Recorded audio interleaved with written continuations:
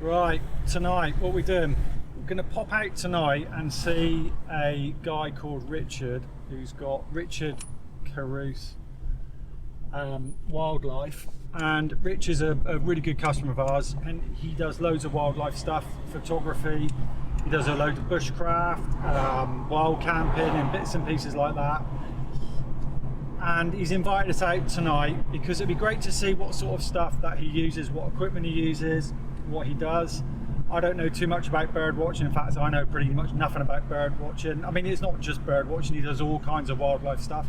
His YouTube channel is fantastic. The kind of videos that he does is really informative and it's great. So tonight I think we'll go out for a couple hours and just see what sort of stuff Richard is getting up to.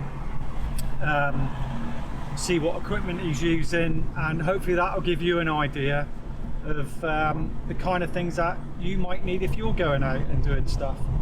And hopefully we'll see something, you know, because that'd be great for me, and well, it might broaden my knowledge on wildlife and what he does. But you know, he spends a great deal of time, so Troy will put down in the links below everywhere about Rich's YouTube channel and Instagram. Like I say, you'll be amazed. Some of the photographs that he's taken is absolutely fantastic. You know, really incredible. He puts an awful amount of time into this. So we're really looking forward to it. So if you're wondering where we are, we're just in South Devon, just outside our hometown of Paignton. And we're just going to a little location which is, it's about, I don't know, a couple of miles from the sea, and it's a little spot. So I won't say too much. I'll wait until we see Rich and he can tell us why we're here, and you know what, hopefully we might see and might not see. We might not see anything. I know it's something that he's seen, that he's got an idea of where he's looking. I think he came and walked the dog up here, so that'll be right. We'll see what happens. So we'll catch you a little bit later, and hopefully we'll have a little bit more to show you. See you in a minute.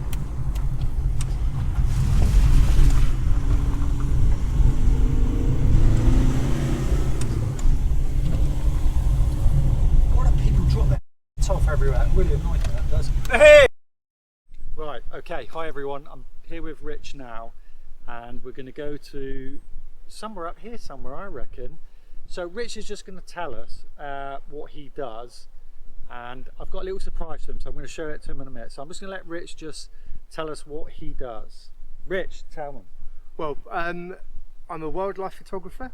Haven't quite found out how to make it pay yet, so it's not my full-time job, but you know, it's something I'm really passionate about.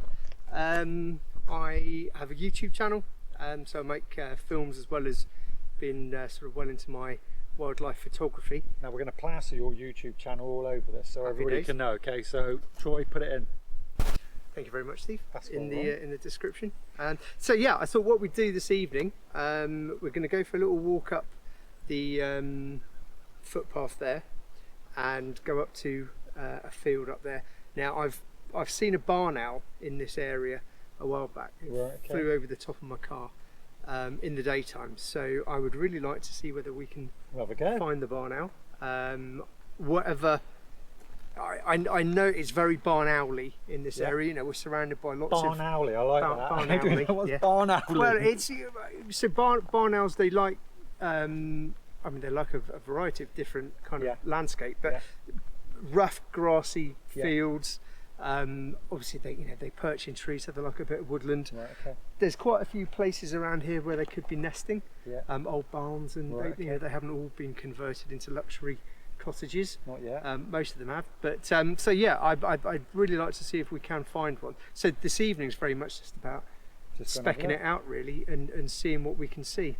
So I bought some of my kit that I would use to find the wildlife, and yeah, we'll see what we can find. Well, just to go on from that, Rich has been our customer now for probably what, 2 or 3 years? About that. Yeah, so he's got, look, t-shirt, one of our solo ones, the trousers, bits and pieces. So I've actually got something that Rich is going to try out, so just stay there. Oh, happy days. Look at this, look. this is a action camera or surveillance camera. This is the DOR1, the door one. It's the snapshot extra black. So I'm going to let Richard have a little play with this one and see how he gets on with it. So I'm going to get him to put it in this car and he can enjoy that a little bit later and go and have a try. Thank you, mate. Awesome. That's quite all right. Yeah, fantastic. Yeah, I've got the so Steve last week I think lent me a set of nighttime binoculars. Night vision. That's what I was looking for. Night vision binoculars by the same company, and I've been massively impressed with them. Good. Yeah, they're really, really good. Typically German. Yeah. They do what you want it to do. So yeah, I've been really impressed with those. So I will. I can see the rep now is going to be well chuffed, David. I know you're watching, David. You're going to be well chuffed about this. And that's a totally independent review as well. Right, Brilliant. Thank you, mate. No, we'll see you in a minute and we'll have a little chat then.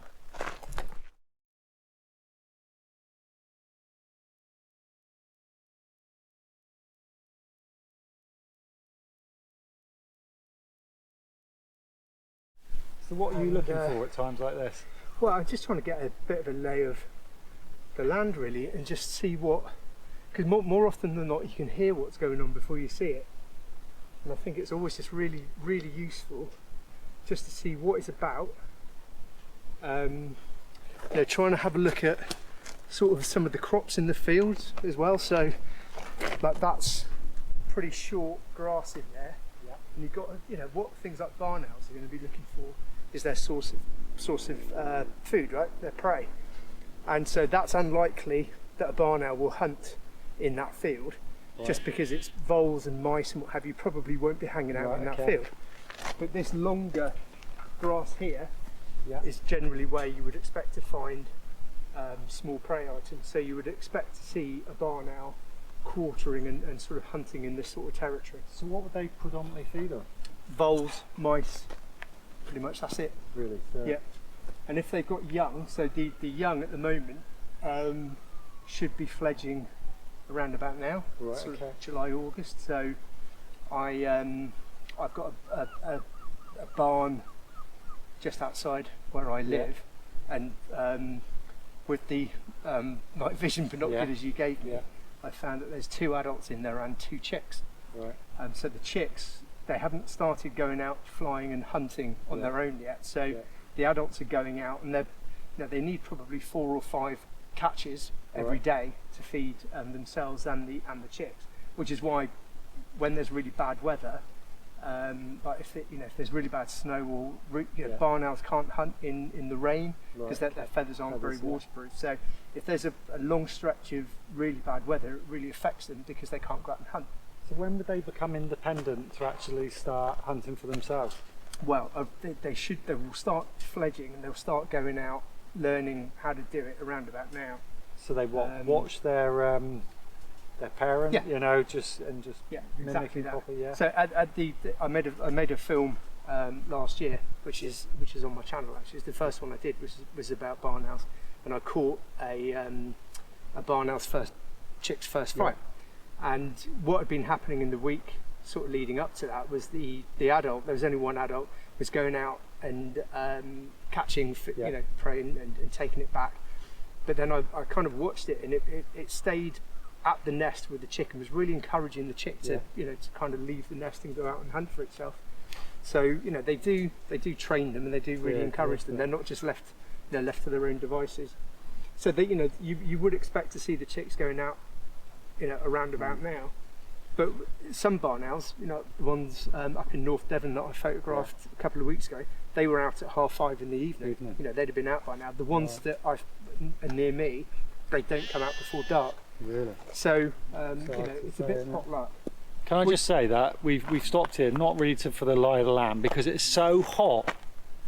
We're sweating like mad. Just in case you can't tell. We've only walked a couple hundred yards up the lane. It is proper steaming. And I think that's the only thing that will count against us this evening, I think, in terms of what we might see, because stuff will just be hidden away. I mean, you will get a lot of deer up here. On the walking up and down the track here. So I mean, this is public footpath. So I don't go onto private land unless I've got permission. But little tracks like this and public footpaths are fantastic because you can see the trails coming from, you know, like from one field to the other, and you can make a judgment call on kind of what it is. You know, it's quite obvious which one's a deer, which one's a, you know, badger, which one's a fox, and they're really useful signs for what's about. And you can also see, you know, all of the grass and the hedgerows are all really overgrown at the moment, and you can tell when they're pressed down. You know, that's freshly done, right? So you know that if it's an active trail. So things like the trail cam, that's where they come in. Perfect. Come into their own, because you can set up a trail cam, you know, keeping a watch on, you know, just down a track like this, and you can come back the next morning and you'll see whether it's actively being used or not, and at least then you know whether there's stuff that's around or not. Okay, right, we're going to head back up. Let's go. What we might also see this evening are hare. So hare hang out in fields like this where the crops are quite tall.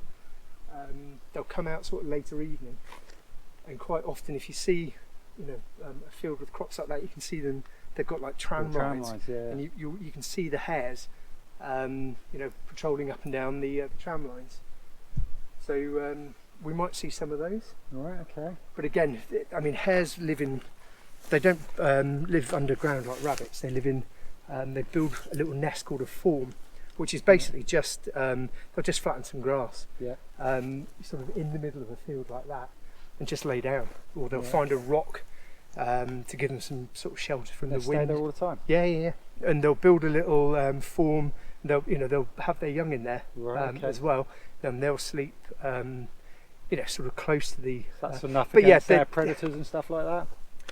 You hope so. I mean, there's I think there's pretty minimal parental care that goes on with hares. But if you're ever walking somewhere and you look down, it's quite long grass, and you see a little kind of tunnel. Right.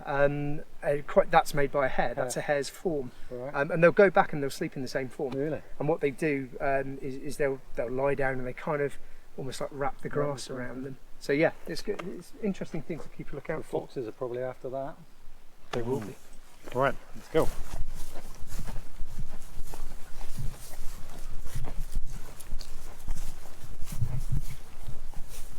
So this, the type of field you've got here, with the type of grass, you've got everything that a barn owl would want, right? So you've got these posts for perching, and you've got nice, tall, rough grass. I mean, this is exactly what a barn owl hunts in.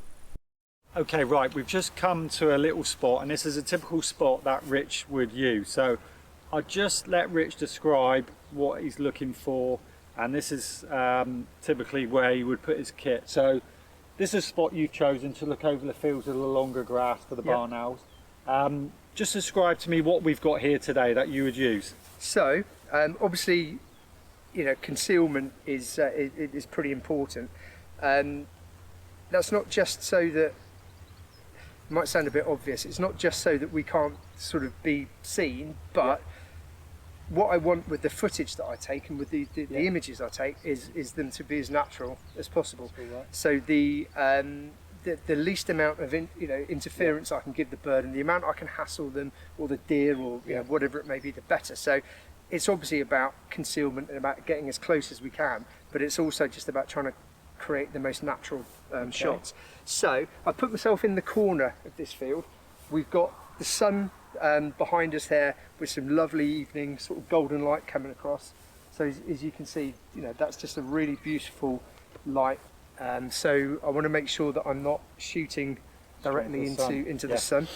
Put myself in the corner, because what you'll find with barn owls in particular is that they will quarter. It's called quartering when they fly around the field, and you know, they tend to sort of go out into the middle of the fields, and this is just giving myself as big an arc of view as possible.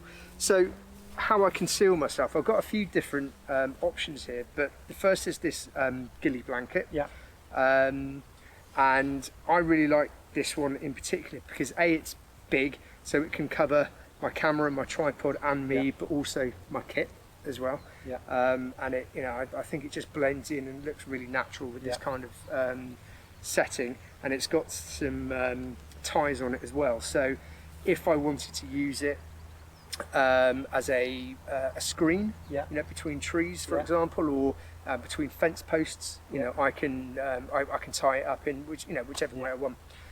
You can even tie it, kind of, I guess, use it like how you would use a tarp, and use it as a hide, and get under it. So what I always pack with me in here for that purpose is exactly that. Paracord. So again, bought from Steve. So I could use that as a ridge line, for example, or just use it to tie up some of the corners. So that's probably my preferred option. Now, the way I would kind of tend to use this, it's pretty hot at the moment, so you wouldn't necessarily want to be under here the whole time. But if I thought that there was a bird in the area, it's just a case of getting under it. And again, that's why I like this hide, this ghillie blanket in particular, because it's really roomy underneath, and also there's a fair bit of vision through the material as well, so it actually just kind of really helps with the concealment side of things. But it does get a little bit warm under that.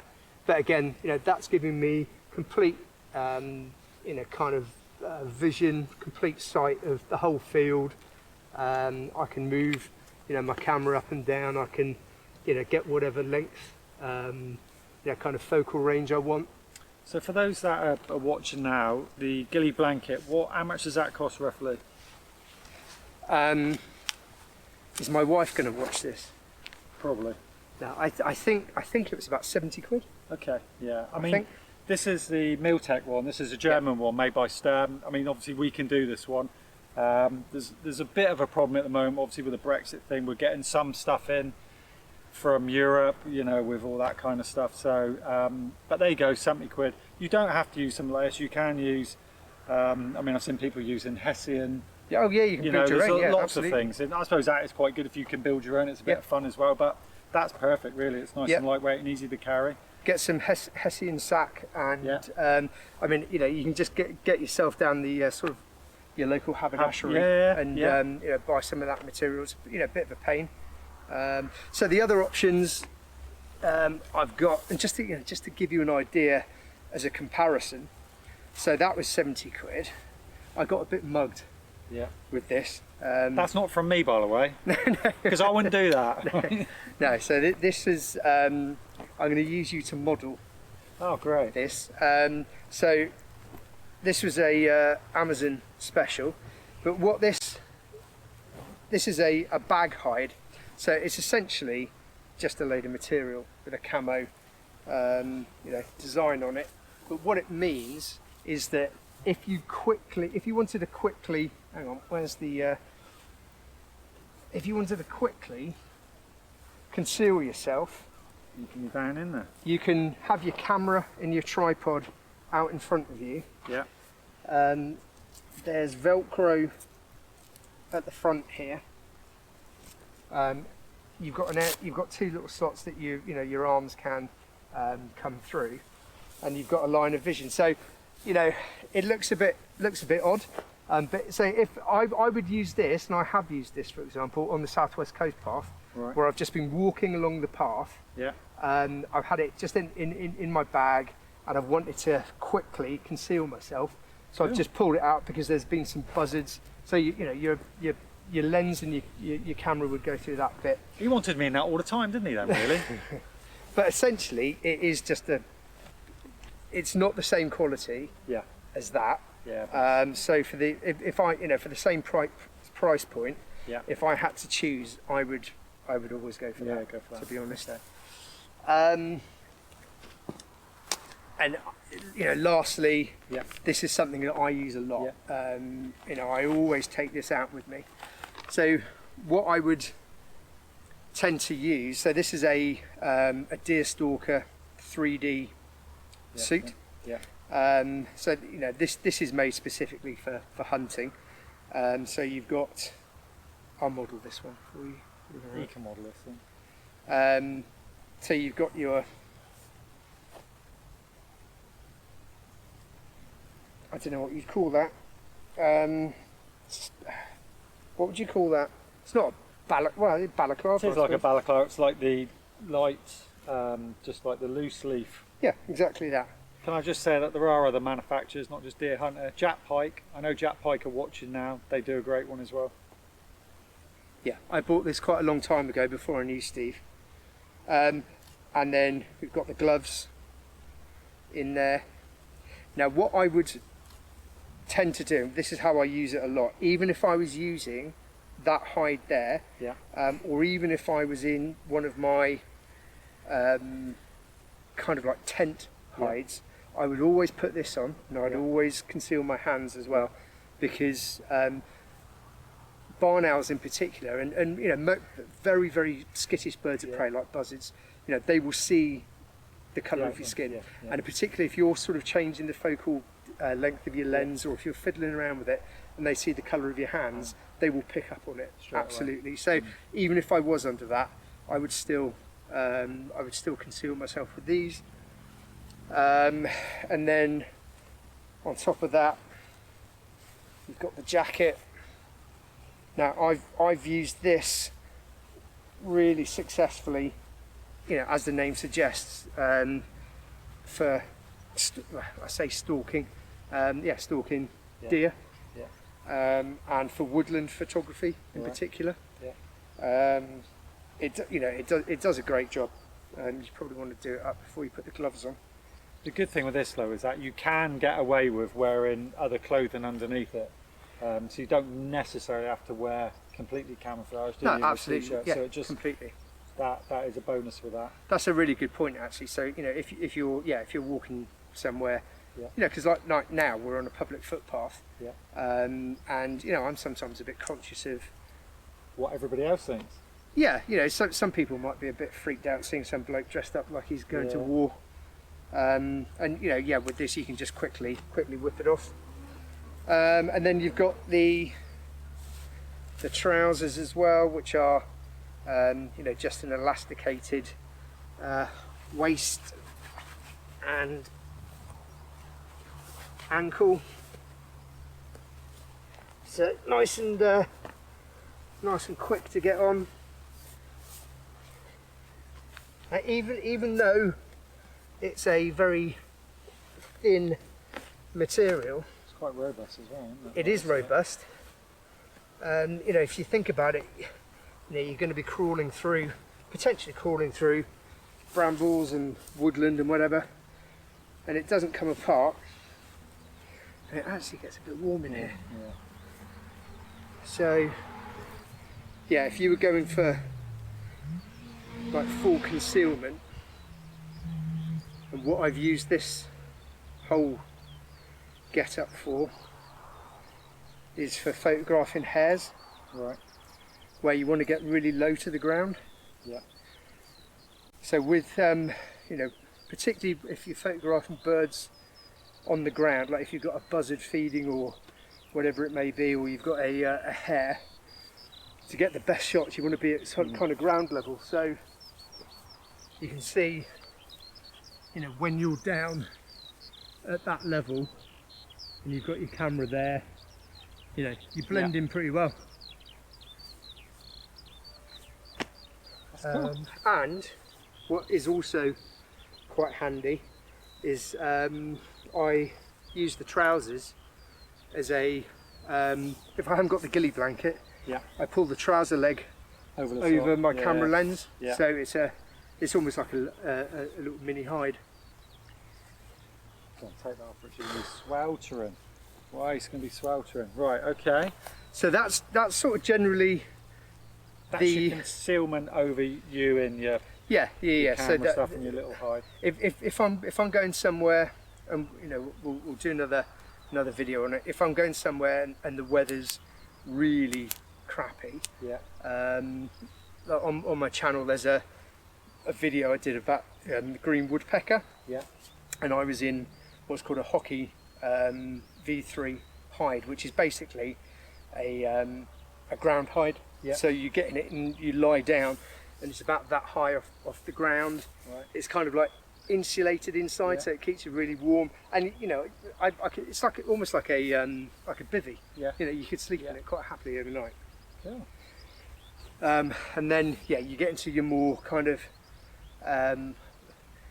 bigger, not semi-permanent hides, but you know, like I've got one that's got a fold-up chair inside attached to it. And so if you're going to be somewhere that you know, you think you might be for a good few hours and you're not going to move, that's a good option. Yeah. Well, I suppose to make things as comfortable as you can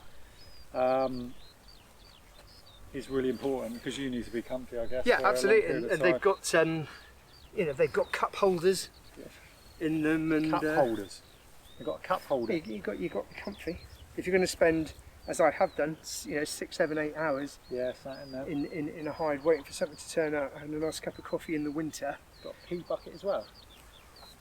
No, No. but it's got little window holes. Okay. You can stand up. And Okay. I'm not going to show you that. No. So, yeah, that's basically what I would how I conceal myself. I always carry a little mat. This is actually a carp fishing mat. Carp fishing one, yeah. Again, depending on kind of the season, it's just quite nice not to have to sit in in mud, and it also, you know, it's a little space to keep your gear dry. I'm guessing this is your lightweight bag, isn't it? Yeah. It's like a little day bag. Yeah, it's exactly that. So this is a camera. This is a photography specific bag. So it's back opening. Yeah. And when I open that up, that's basically you've got different you know, Velcro dividers, and so you can get all of your photography kit. Did you in bespoke that for the equipment you've got, or did it already come like that? It came as that. So again, if you're going travelling, I haven't actually got it secured in. You can so you can secure it to the side of the bag. That comes out, and then if you know, you can carry that onto a plane. Oh yeah, that's good. It's just got a little, so and that can go in your hand luggage. And then I guess if you just wanted to use it as a little day sack, you can if you weren't carrying any camera equipment. But you know, depending on what lenses I'm taking, depending on what I'm doing, I'll configure it slightly differently. Like the long lens I've got there goes along, you know, fits the length of it. But you've just got to configure things, and then it's got a roll down kind of dry. It's not really a dry bag compartment. But I mean, I think that's, you know, it's a pretty waterproof material. And these are about 250 quid. Yeah, so you know, same price as the Savota. But yeah, the reason it's designed like this in particular is that it's back opening, so you can put it down, you know, in the mud or whatever if needs be, and you're not going to get the back, you know, the bit that you have against your back. You know, you're not going to get muddy and. I mean, the thing that I notice straight away with what Rich has got there, he's got a water bottle. And it's something that we talk about all the time in the shop to customers that are coming in that may be doing, you know, D&V or doing wildlife photography, or they're going to places. Hydration is massively important. You know, how many times people not take enough fluid out with them? And I know Rich has got quite a big water bottle there. I brought our clean canteen out as well. So yeah, you know, so please, for all the viewers there, if you're going out on a day and you're going to be walking away, please take your hydration, because it's really, really important that you take, you know, necessary fluid with you. I think, it's an absolute must, and quite often, particularly in the winter, or if I'm going out early in the morning, I'll stick my jet boil. Or I've also got, if I'm going onto Dartmoor, because if I'm camping overnight, I'll use the Savota. The Savota is a Jacari, and that's, oh god, which one have you got again? You've got the large one. Heck of a bit of kit. you It's know, about 100 litres. It is about 100 litres. Before you, and that's without any side pouches. Yeah, so, I mean that's fantastic. The other thing, what I was going to say as well, was the other thing that I carry with me as well as my jet boil when I go out, particularly on Dartmoor, where you might not always be able to find a source of clean drinking water straight out of the tap. Is it's by MSR, and it's a little, I can't remember what it's called, but it's a little squeezy purifier. So you have a tube, you stick one tube under the tube in the water source, and then squeeze it straight into your canteen, or you can drink straight out of it, and it gives you purified water. So again, if you can't find, if ever I run out of water, I always try and find a graveyard, right? Because they've always got a tap. But yeah, if you can't find something like that, having a way to actually source purified water. I mean, you can do it as well with, or you can use chlorine dioxide tablets and stuff like that. Yeah. I know with D10 tools they use chlorine dioxide and stuff. So brilliant. There's various ways that you can do that. Okay, so that's so the jet boil, fantastic, isn't it? A jet boil. Really good. I think everybody's got a jet boil, haven't they? Really, from the military to all kinds of people, jet boils. The other thing I have got, which I think I got from you, which I sometimes take out with me, is an MSR pocket rocket. Again, literally, you can just stick it in your pocket. Well, I mean, Primus have come out with a new, a little small one. I mean, they're doing it all the time with little things. Quality's fantastic. You'll see that on our website. But right, okay, so we've done that. Oh yes, we've let you borrow some binoculars, some night vision bits and pieces. Indeed. David, look. Right. So, bit of background. Steve mentioned these to me a few weeks ago, I think. Now, they're not the first pair of night vision binoculars I've had, and I don't mind mentioning, kind of the name, but I bought a, I think it was a Z6 or something or other, I can't remember, from Bushnell. And they're about 400 quid. They were night vision binoculars, but they did also take images, and you could also record footage, daytime and nighttime. It was supposed to be 6 times magnification. So I took delivery of those, and after 2 days I sent them back. They only magnified up to 3 times. So I don't know whether the unit was faulty, but I'd looked through a few of the reviews afterwards, and there's a few people who'd actually shared that similar issue. And the other main thing for me, and this is one of the things I'm really impressed about with this, is battery life.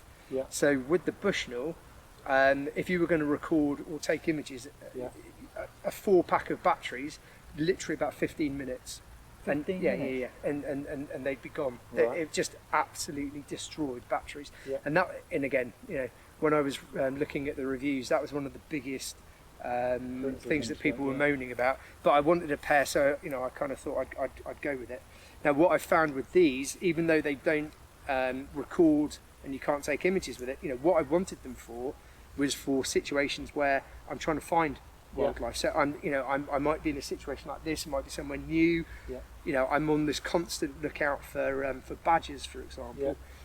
Badgers only come out at night. So the way I'm going to find them is using something like this. So I took them out the other night into the fields near where I live, and took it out into absolute kind of pitch darkness, and you'll be able to see from the footage here. It picked me up really, really well. So they've got really clear image on them. You can increase the intensity or the power of the infrared. I guess you can switch it from 1 up to 7, and it's like daylight. It is absolutely superb. The zoom on it is fantastic as well. You've got a focus wheel under here, and the quality of the image is really, really good. I mean, I was a bit concerned because I thought, and it's like when you're selling things to people, I know Rich, you know, he wants something very specific and he wants it to work, like the story you just said about Bushnell. So I was kind of nervous, wasn't I, when I said to you, I thought, bloody hell, he's going to find something really wrong with this. I know, I said that I would give you a completely honest. Yeah. But it's always a bit nerve-wracking for me because I think, oh no, it's going to be useless and, you know, it's going to be not great. So which one is this, Rich? This is the ZB60. Okay, ZB60, right. Now, these will be on our website soon. I can't remember how much they retail for. It's probably just over 200, something like that. So they're quite inexpensive when it goes, wouldn't it? Really, for night vision, it is quite inexpensive. So, I mean, how would you rate them for value for money? Yeah, I mean, I would definitely, well, I will definitely be buying them and keeping them in my... Did I say they're 300 quid? Oh, is it 300 quid?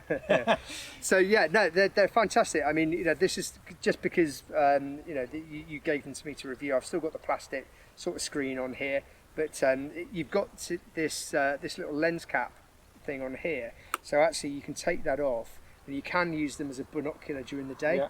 You know, they're not designed to be used for that, and so you know, it's not a criticism by any stretch, but they're not as good as using my normal binoculars. But that's not what they're about. No, I know. You know, they come into their own when it gets dark, and they're by Dur, so the same company that manufacture the trail cam. So really looking forward to that. And I mean, they really are great. You've got a really nice soft kind of viewfinder through there, and they work an absolute treat. They're not particularly heavy. You've got a nice soft, you know, kind of padded. So I guess the important question is, how long will the batteries last? Well, I don't know, because I mean, I've used it. You know, I haven't used it for hours and hours and hours. I'd say I've probably used it for maybe 5 hours, really? and I'm still not even 3/4. Really? I mean, I haven't even used up a quarter of the battery life yet. Right, okay. Well, look, we're in our infancy with Door, so we'll have more products coming. So, you know, if you want to see any products, please come into our shop, and hopefully very soon we'll have a few more products. But if there's anything that you want from this, then just let us know and we can get them as well, because I can't carry everything, but you know, we can do that. So that's a positive then. Definitely. Last thing, I mean, you know, what I would say just in terms of managing expectations, you know, you're not going to be able to spot a deer from a mile away. No. You know, if I was to shine this at night time, you know, kind of down to the houses that you can see over there, you'd see them. But where it really comes into its own is stuff, I would say, within probably maybe 300 to 400 yards, which is pretty good. Because that is it's managing expectations, because we get loads of people in the shop and they want to see somebody reading a newspaper in pitch black from bloody 3 miles away. Not going to happen. You're not going to get that for 200-300 quid, are you? No. So I'm pleased with that, to be fair. Okay, so that'll give you a good idea on that. I think we'll quickly say, I mean, I know we're not into photography, but for anybody that's watching that's new to this or would like to get into this kind of photography, what Rich does, I'll get him to quickly just tell very quickly what cameras he uses. And I know there's people say, oh, we've got to use this, we've got to use that, and all the rest of it. So you tell us what you use, Rich, because you don't necessarily have to spend thousands of pounds. I mean, I know we have a conversation off camera about, you know, the investment that people put into stuff. So tell us, what do you use? And what I would say from the outset as well is that don't be afraid of buying second hand. If you go to, I mean, I'll mention a couple of websites. There's a website called MPB, and also where I got the Nikon D500 that I've got on the tripod there that I'll show you. I got that second hand from them. Absolutely fine. You know, it's come with warranties, though, don't they? They do 3-month warranty. MPB are a really reputable. You know, their business is selling quality second hand. Are they not? They're online, obviously. Are they? They're only online, but you know, they're doing really well. They're very well established.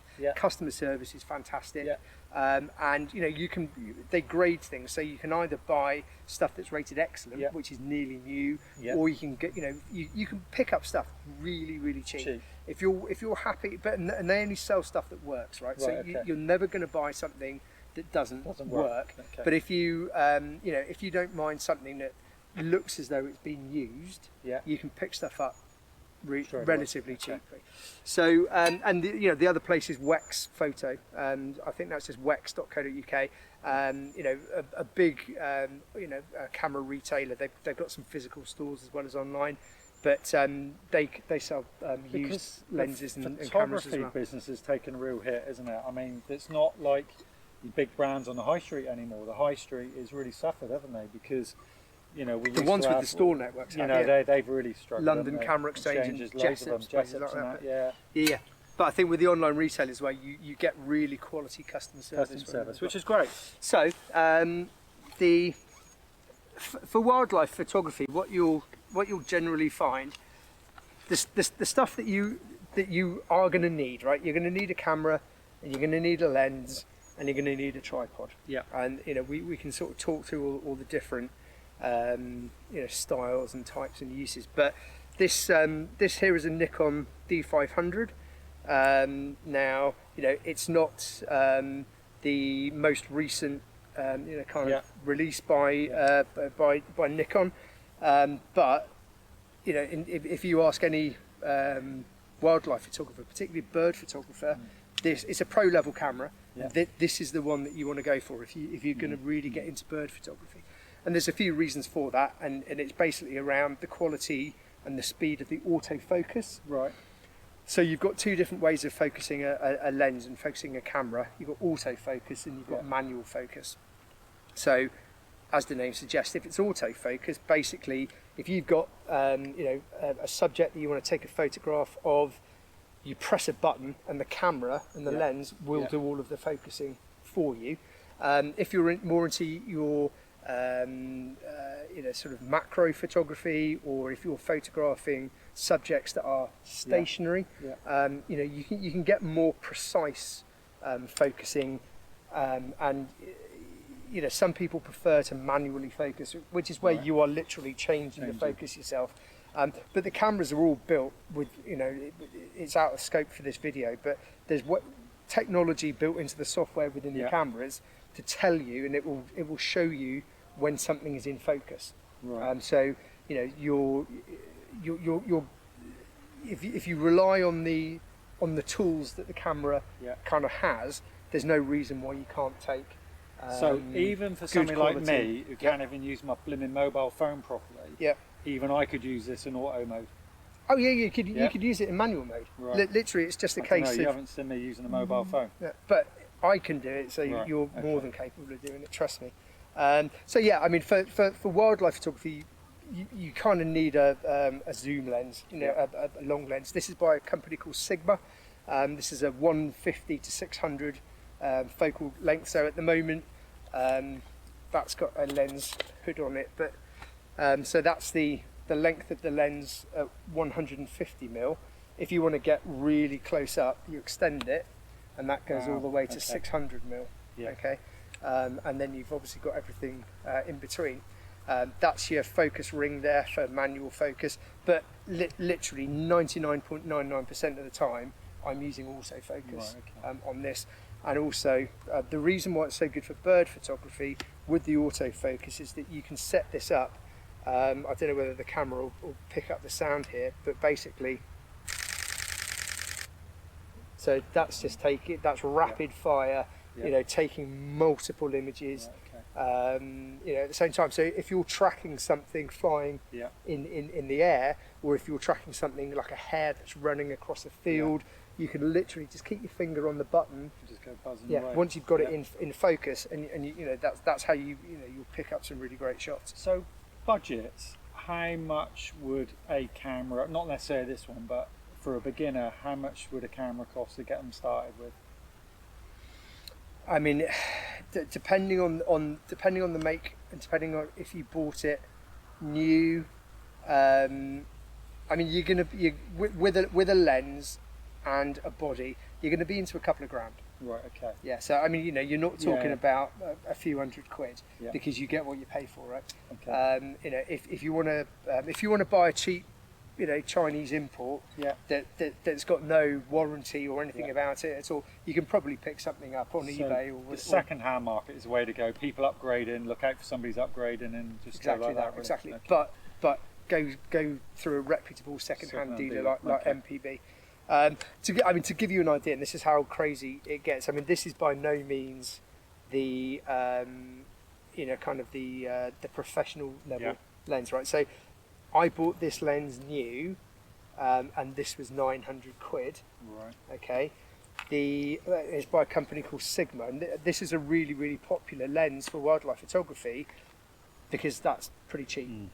If you go for like a Nikon or a Canon, so Nikon and Canon are basically the two main players. So even though this is a Nikon body, other manufacturers of lenses produce lenses that work with these bodies, right? But if you were to get a 600mm, if you were using Canon, for example, the same lens, 14 grand.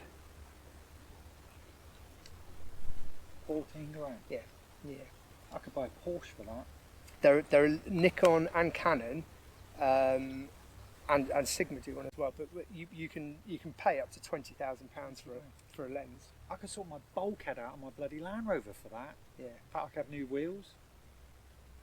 So for 90, unless you're a professional photographer and you're earning your living, that's kind of out of reach for most photographers. But again, you might be able to pick something up of that nature second hand. You're not going to pay any less than, I would say, 7 or 8 grand for a second hand 600mm kind of lens like that. So that's that would suit you, set you up really, really well. So tripod. Tripod. There's a multitude of different tripods. This is by a company called Benro. So, I mean, it doesn't come with all of this camouflage stuff on it. I got some. It was quite light. I mean, I carried that one up, and it wasn't too bad, was it? What would something like that set you back?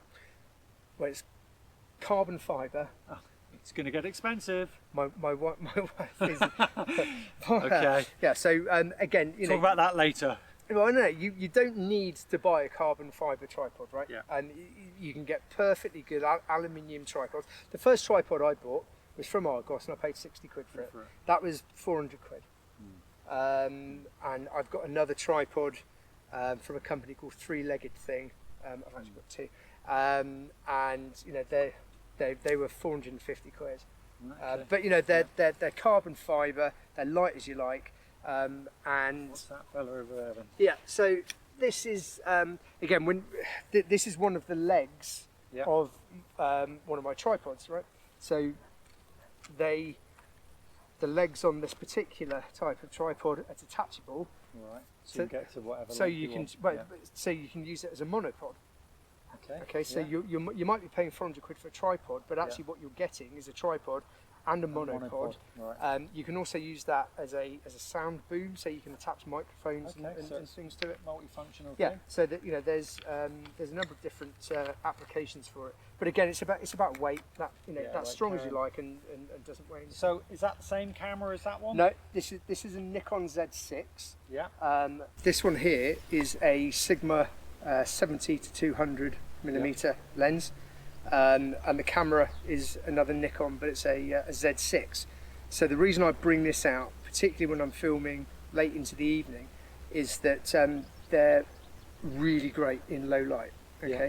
The reason for that is that the Nikon Z6 here, and this is getting a little bit technical perhaps, but this is a full frame camera, whereas the D500 is what's called a cropped sensor camera. And I'm not going to go into what necessarily what that means, but it just means that this camera here is able to pull in more light. Yeah, basically.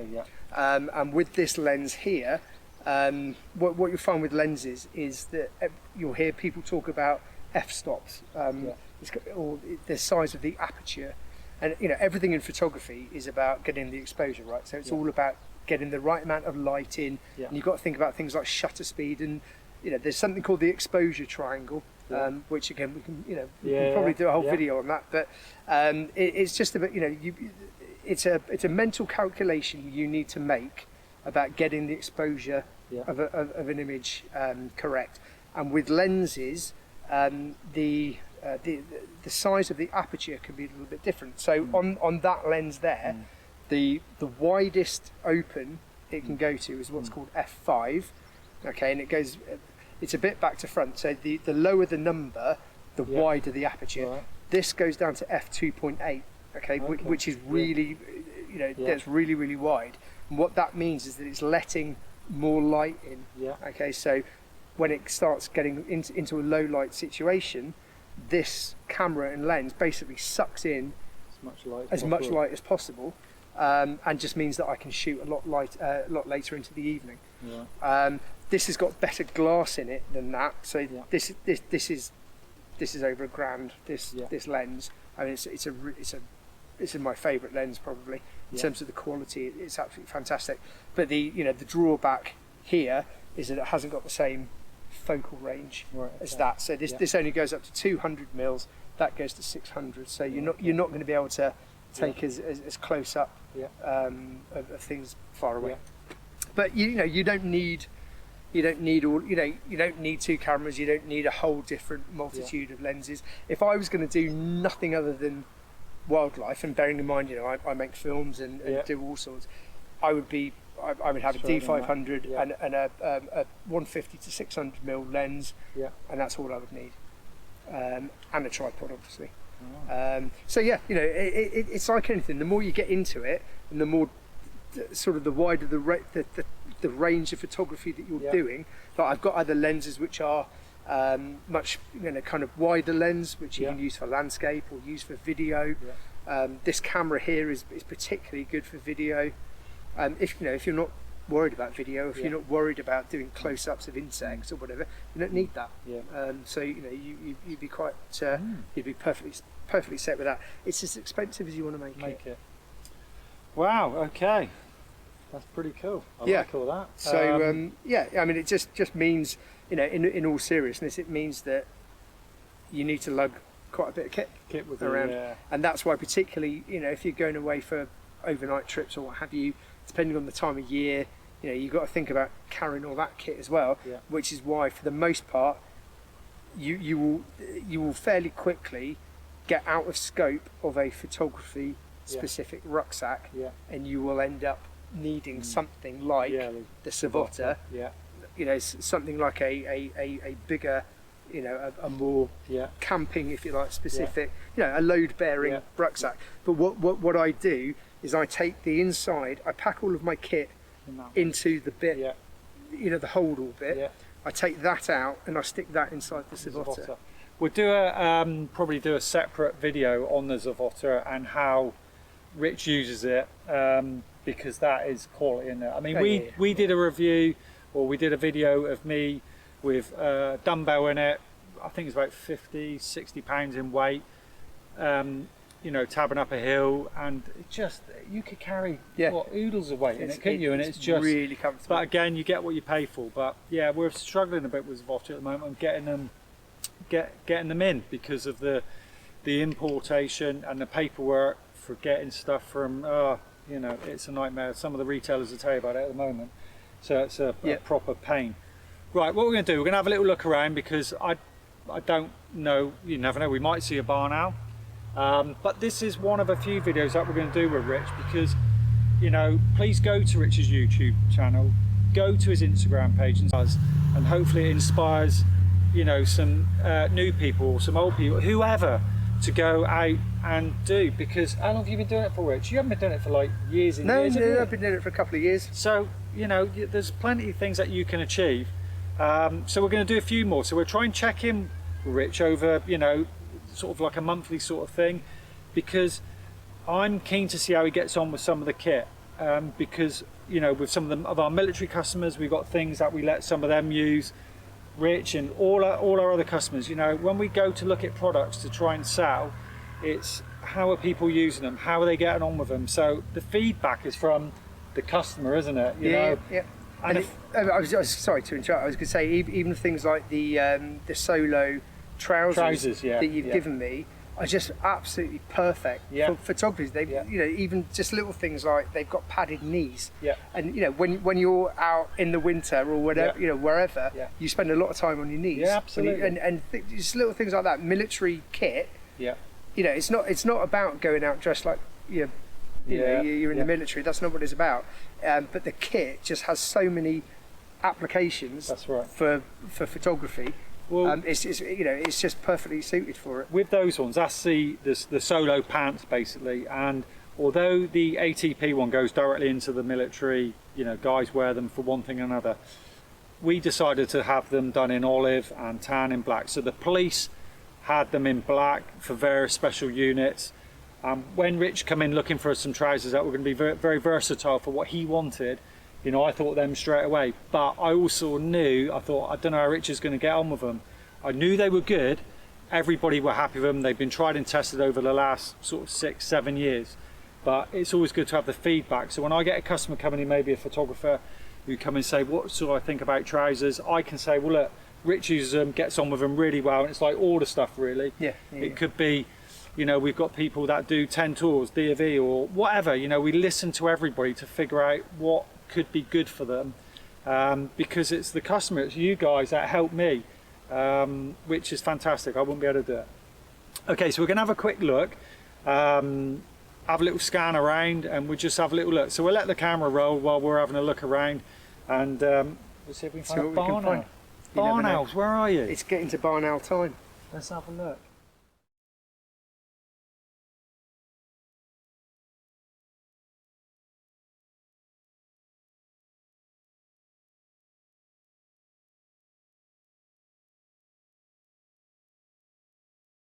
What's that bird there, Richie? This little one there. What's that there? That is a long-tailed tit. And that's his mate? Yeah. Well, I have seen some wildlife tonight then. Yeah. They're lovely little birds. They're really, what's the word? Pretty. And they're very, apart from their call, they're very easily identified by their long tail. Long tail. Yeah, there you go, there's a giveaway. That field there looks really good, doesn't it? There's probably your hair runs there. Yeah.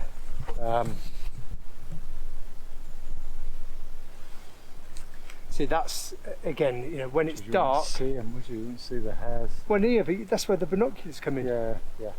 But I mean, that's, you know, that's not going to help you take photos of them. But at least you will know that there are hares in that field.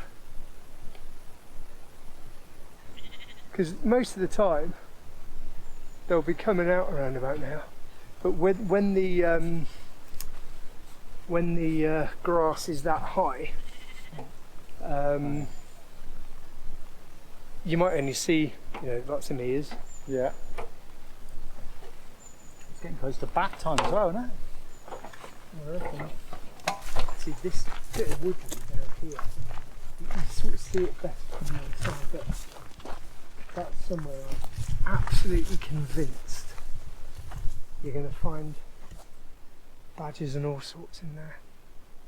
But it's private farmland, so unless you get permission to go on it. Start hearing some tawny owls fairly soon as well. Right, a big thank you to Rich for taking us out this evening. We've had a great evening. Although we didn't see any barn owls, tawny owls, we didn't see anything. Too but much it doesn't talking. matter. Too much talking. But you know, if you take one thing from this, it's, you know, hopefully you've learned something regarding some equipment that Rich uses and what he does, and that's what we want, isn't it? Really, just, you know. So we'll put some links into Rich's YouTube and to his Instagram. Please, honestly, go ahead and look at some of the photographs that he's taken, some of the work he's done, because honestly, they're fantastic.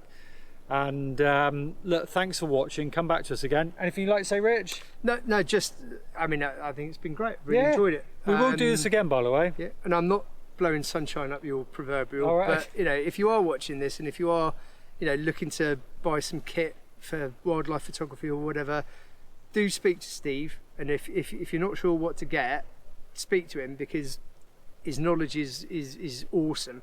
And I mean, it costs me a flipping fortune because every time I come into the shop, I walk out and bought more than. Well, we don't mean to do that. It's not. But I no, don't force them, joking apart, your knowledge is superb. Yeah, we try. I really value it. I'm lucky to have some great customers. So that's the key. I know there's going to be one customer looking now from hopefully up in Inverness, and he'll tell you that we had a great chat today, and he bought a load of buffalo stuff off of us over the last few weeks, and we have a good laugh, and we try our best for all our customers, and that's what it's all about at the end of the day, just trying to do your best. Sometimes things cost a few quid, sometimes they don't. We'll always try. So look, thanks for watching. Thanks for Richard again, and please, if you haven't already subscribed, please subscribe to our channel and also to Rich's channel. The same with Instagram, Camouflage Store Devon. And what is your Instagram? Is it Rich? You say for YouTube, it's Rich Carus Wildlife, and that's Carus. Yeah, and I probably pronounced that wrong earlier, so sorry to that. So thanks for watching. We'll see you again soon, and we'll do another video with Rich a little bit later. See you later, folks. Bye bye.